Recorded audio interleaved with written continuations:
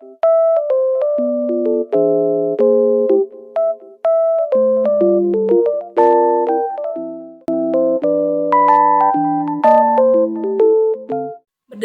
Kamus Besar Bahasa Indonesia, integrasi diartikan sebagai pembauran sesuatu hingga menjadi kesatuan utuh yang bulat.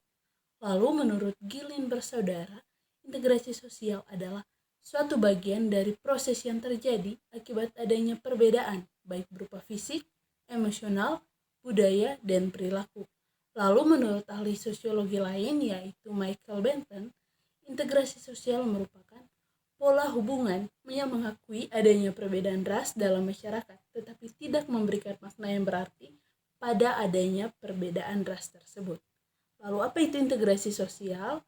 Jika merangkum ketiga pendapat tadi, maka integrasi sosial dapat disimpulkan sebagai proses pembauran atau penyesuaian yang berupa suatu pola hubungan terhadap suatu perbedaan, baik berupa fisik, emosional, budaya, ras, dan perilaku di masyarakat, hingga menjadi satu kesatuan. Integrasi sosial memang terlihat mudah, namun menurut beberapa ahli sosiologi, salah satunya William Cockburn dan Meyer Nimkov, penerapan integrasi sosial bukanlah suatu hal yang mudah. Ada beberapa syarat yang mereka ajukan sebagai syarat keberhasilan integrasi sosial. Yang pertama, setiap anggota masyarakat merasa berhasil dan mampu saling mengisi kebutuhan satu sama lain. Kemudian, anggota masyarakat mampu menciptakan kesepakatan tentang norma dan nilai sosial yang harus diimplementasikan dan diterapkan sebagai pedoman hidup masyarakat. Lalu yang ketiga, norma dan nilai sosial tersebut berlaku untuk waktu yang lama, sulit ubah, dan akan diterapkan secara konsisten dan menyeluruh bagi anggota masyarakat. Nah, selain itu juga ada beberapa faktor pendorong dan penghambat tercapainya integrasi sosial. Kemudian, faktor pendorong integrasi sosial. Untuk mencapai integrasi sosial, ada beberapa hal yang harus terjadi. Berikut merupakan faktor-faktor pendorong terjadinya integrasi sosial. Yang pertama, toleransi. Toleransi adalah salah satu alat penting dalam masyarakat yang dapat mendorong terjadinya komunikasi antara kebudayaan yang berbeda, sehingga dapat tergapai suatu integrasi di antara mereka. Kemudian, kesempatan yang seimbang dalam ekonomi. Masalah ekonomi seringkali menjadi faktor pemicu konflik. Maka dari itu, adanya kesempatan yang seimbang dalam ekonomi dapat menunjang terjadinya integrasi sosial di dalam masyarakat. Lalu yang ketiga, sikap saling menghargai. Suatu masyarakat yang memiliki atau menjunjung tinggi sikap saling menghargai akan lebih mudah untuk mencapai integrasi sosial. Misalnya, jika dalam kelompok, masyarakat bersedia mengakui kelemahan dan kelebihan budaya masing-masing serta cara pandangnya. Lalu yang keempat, adanya musuh bersama dari luar. Adanya musuh bersama dari luar cenderung memperkuat kesatuan dalam masyarakat. Dalam menghadapi ancaman, masyarakat akan bersatu untuk melawan musuh tersebut, sehingga setiap aksi mereka dan dalam setiap kelompok atau golongan akan ada pelepasan sisi egois masing-masing demi mencapai keberhasilan untuk melawan musuh tersebut. Lalu yang terakhir, perkawinan campuran. Perkawinan campuran atau pernikahan sering sekali menjadi solusi menyelesaikan konflik.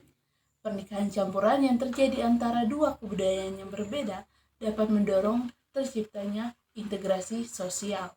Nah, selain faktor pendorong, integrasi sosial juga tentu memiliki faktor penghambat. Antara lain, yang pertama, kurangnya kesadaran menjaga persatuan dan kesatuan.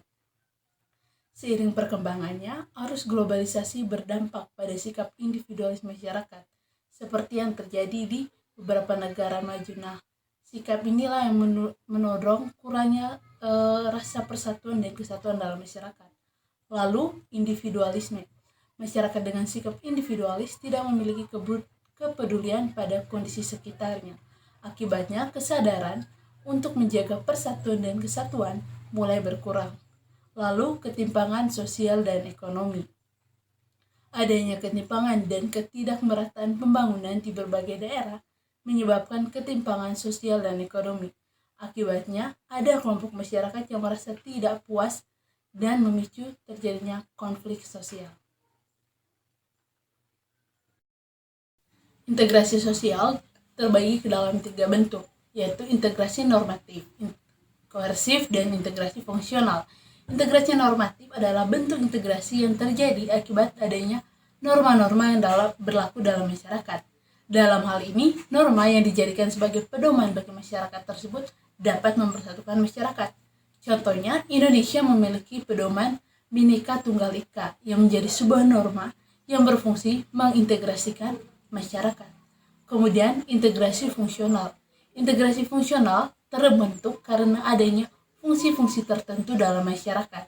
Misalnya, di Indonesia terdapat beberapa suku yang dapat difungsikan potensinya sehingga dapat tercapai integrasi sosial. Lalu yang terakhir, integrasi koersif.